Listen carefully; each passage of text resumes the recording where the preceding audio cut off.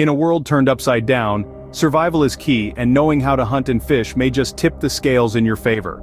First and foremost, understanding your environment is crucial. Whether it's a forest teeming with game or a river rich with fish, use what's available. Hunting requires patience and stealth. Traditional methods like trapping and spear hunting are effective.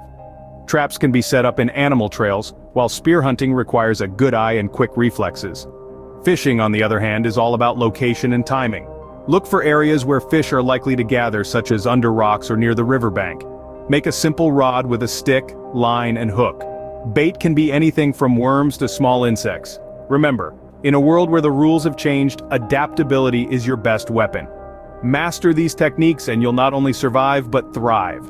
So gear up and step into the wild, because in this game of survival, you're the player and nature is the playground.